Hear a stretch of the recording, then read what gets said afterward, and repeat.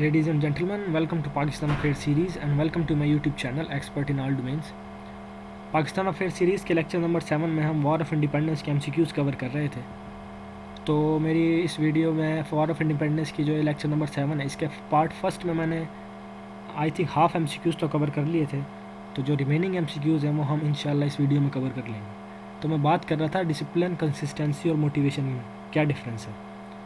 तो मैं ये कहूँगा कि अगर आपके लाइफ में आपका कोई भी गोल है, चाहे वो कम्पिटिटिव एग्ज़ाम्स की प्रिपरेशन हो या कोई भी गोल है जो आप वो अचीव करने के लिए मेहनत कर रहे हो, तो उस मेहनत में उस गोल को अचीव करने में आपके ये जो हेल्प करेगा वो आपका कंसिस्टेंसी होगी और वो आपका डिसिप्लिन होगा।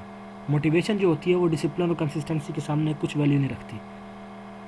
फ़र्ज़ किया कि आपकी लाइफ जो है वो एक डिसिप्लिन को फॉलो कर रही है, आपकी रूटीन जो है, आपकी एक रूटीन बनी हुई है और एक डिसिप्लिन के साथ अपने गोल को अचीव करने में आप लगे हुए हो। लेकिन हर किसी का दिल करता है कि आज चलें, ठीक है, रोज़ तैयारी करते हैं हम, आज जो है आज का दिन हम स्किप कर देते हैं अपनी तैयारी में, या जो भी गोल है उसको अचीव करने के लिए दरमियान में हमें थोड़ी सी लो मोटिवेशन होती है तो हमारा दिल करता है कि आज हम स्किप कर देते हैं।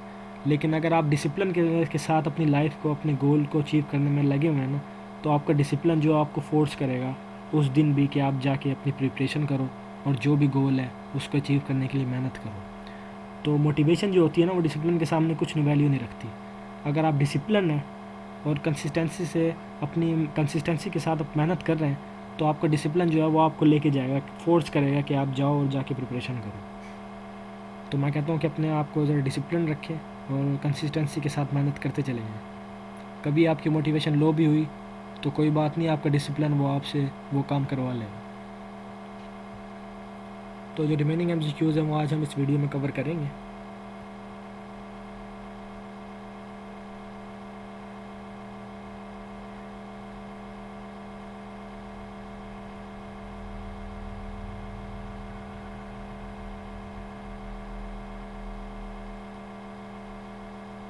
आई थिंक मैंने नंबरिंग नहीं की, इस वजह से ढूंढने में थोड़ा सी मुश्किल हो रही है। हाँ, यहाँ तक थे। तो हम कर रहे थे how many Indians were killed in 1857 war. 1857 war में कितने इंडियंस जो थे वो मारे गए थे, वो थे 0.5 मिलियन। और ब्रिटिशर्स कितने थे जो मारे गए थे 1857 वॉर में, वो थे 5000। सॉरी।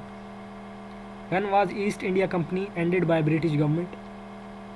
ईस्ट इंडिया कंपनी जो थी वो ख़त्म हो गई थी, ब्रिटिश गवर्नमेंट ने ख़त्म कर दी थी। कब की थी वो? 1 नवंबर 1858 में।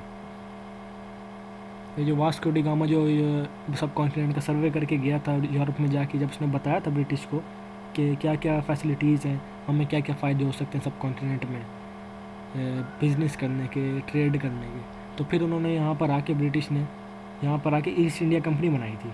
तो अब 1857 की वॉर के बाद जो है वो ईस्ट इंडिया कंपनी ख़त्म हो गई थी, ब्रिटिश गवर्नमेंट ने उसको ख़त्म कर दी 1 नवंबर 1858 में। अब आगे देखते हैं आगे क्या होता है। नेक्स्ट MCQs है Lord Northbrook remain viceroy of subcontinent from. Lord Northbrook जो थे वो सब कॉन्टिनेंट के वाइसरॉय रहे थे। इनका टेन्योर कहाँ से कहाँ तक था? 1872 से लेके 1876 तक ये सब कॉन्टिनेंट के वाइसरॉय रहे थे। अच्छा, ये जितने भी वाइसरॉय हैं और गवर्नर जनरल है ना, ये आपको जो है याद करने पड़ेंगे एक सीक्वेंस से, और इसको आपको रिवाइज़ करना पड़ेगा। इसकी एक ज़रा इनकी एक स्टोरी बनानी पड़ेगी, फिर आपको जो है जितने भी वाइसरॉयज़ हैं और गवर्नर जनरल हैं, इनके आपको टेन्योर भी याद हो जाएगा और इनके नेम्स भी याद हो जाएंगे एक ही स्टोरी में। वो ट्रिक्स जो हैं, जब मेरी ये सीरीज़ कंप्लीट होगी ना, फिर मैं वो आपको ट्रिक्स बताऊंगा कि किस तरह आप MCQs को सीरीज़ में याद कर सकते हैं। नेक्स्ट MCQs है तवारीख़ अजीब वाज रिटन बाय। तारीख़ अजीब लिखा गया था कब? मौलवी M जाफ़र थंसारी ने। नेक्स्ट MCQs है Maulvi M Jafar Thanesari was imprison in island Andaman for how many year. इनको एक ना आइलैंड में ना कैद कर दिया था, कितने साल? 18 साल। नेक्स्ट MCQs है काला पानी वाज रिटन बाय। काला पानी जो थे ये आई थिंक बुक है, तो ये किसने लिखी थी? मौलवी M जाफ़र थंसारी ने। Sorry. Who passed royal titles act. Royal titles act जो था वो किसने पास किया था? ब्रिटिश पार्लियामेंट ने। नेक्स्ट MCQs है royal titles act passed during the rain of which viceroy. Royal titles act जो था वो पास किया गया था किस वायसराय के टेन्योर में, किस वायसराय की हुकूमत दौरान हुकूमत में? तो वो था viceroy Lord Lytton. Next MCQs है Lord titles act grave the queen of England the title of. Royal title जो एक्ट जो है इसने मलका बरतानिया को टाइटल दिया था इम्प्रेस ऑफ इंडिया के। नेक्स्ट एमसीक्यूज है Lord Lytton held durbar at Delhi in. Lord Lytton ने दिल्ली में एक दरबार बनाया था और वो कब बनाया था? 1877 में। Next MCQs is vernacular act was passed by Lord Lytton in which year. किस साल में लॉर्ड लिटन ने वर्नैकुलर एक्ट पास किया था? वो किया था 1878 में। When general forgiveness to the rebellions was announced. Rebellions को जनरल फॉरगिवनेस अनाउंस की गई थी, कब की गई थी? 1 नवंबर 1858 में। मतलब आम माफ़ी का ऐलान किया गया था बागियों को, कब किया गया था? 1 नवंबर 1858 में। ये वही एमसीक्यूज आ गया जो मैंने आपको पहले बताया था कि कितने उलमा ने जो था वो जहाद का फतवा दिया था, तो वो थे 33 उलमा। 1857 वार में उसने जहाद का फतवा दिया था। 1857 वार में मुजाहिदीन वर बेस्ड इन। 1857 वार में मुजाहिदीन की जो बेस थी वो कहाँ थी? सहारनपुर में।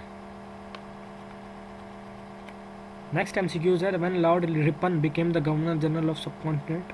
लॉर्ड रिपन जो थे वो गवर्नर जनरल बने थे सब कॉन्टिनेंट के, कब बने थे? 1880 में।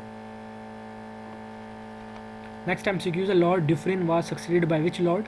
लॉर्ड डिफरिन जो थे वो सक्सीडेड हुए थे किस लॉर्ड से? लॉर्ड लैंसडाउन ने। नेक्स्ट एमसीक्यूज है third Burmese war was fought between. Third Burmese war जो थी वो जंग जो थी वो लड़ी गई थी किसके दरमियान? बर्मा के दरमियान और ब्रिटिश के दरमियान। नेक्स्ट एमसीक्यूज है in Burmese war whole upper Burma was annex to British India in 1886। मतलब ब्रिटिश इंडिया से जो है वो ये जुड़ गया था बर्मीज वार में, और ये कब जुड़ा था? 1886 में। नेक्स्ट एमसीक्यूज है Indian council act 1892 was passed during the rain of which viceroy. Indian council act 1892 जो पास हुआ था किस वाइसराय के दौरान हुकूमत में हुआ था? वो हुआ था लॉर्ड लैंसडाउन ने।